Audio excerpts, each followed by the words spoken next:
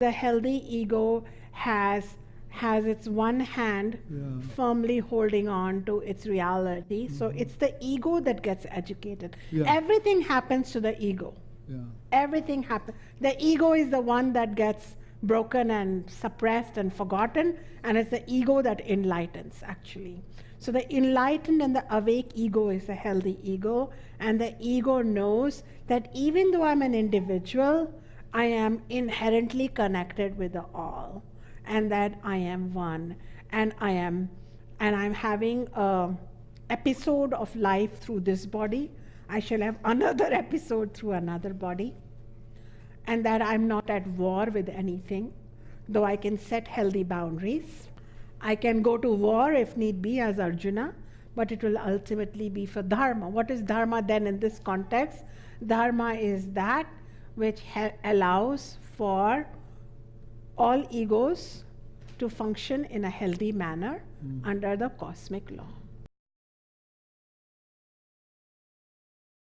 Repressing the ego will cause us a problem. And also aggrandizing and inflating the ego will cause us a problem.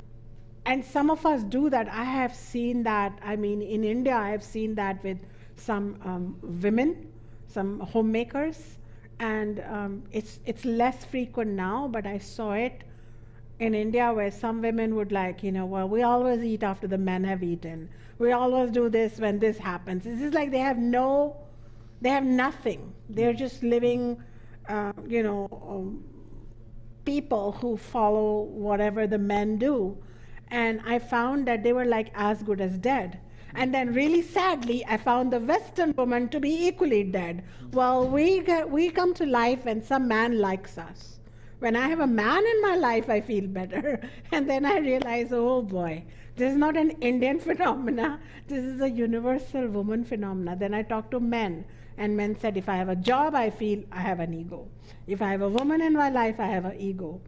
So a lot of the people, first I saw it in India for different reasons, due to patriarchal systems.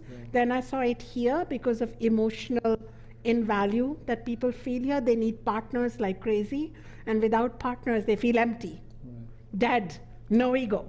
So I found that there can be various reasons. If ego can't find its associations and it has not connected with the infinite inside, it feels as good as dead.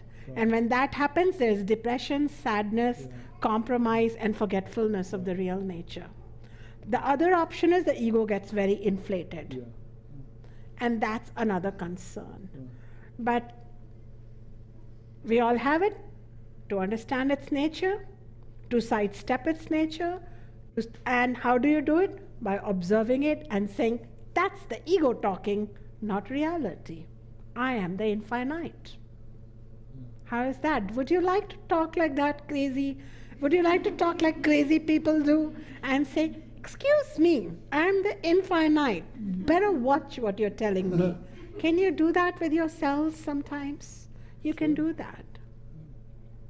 One of my students said, should I wake up in the morning or not? Well, an ideal, perfect, ego-driven student will always wake up in the morning. An infinite student will occasionally wake up later. Infinite can do anything. Infinite can do anything with joy. And infinite will do anything with joy. And then infinite would wake up with joy, and an infinite will not wake up with joy. But it will come from a place of freedom. It will come from a place of infinite potential. So when I'm in white sari, I am the same. When you see me in my jeans and boots and hat in the garden, I am the same.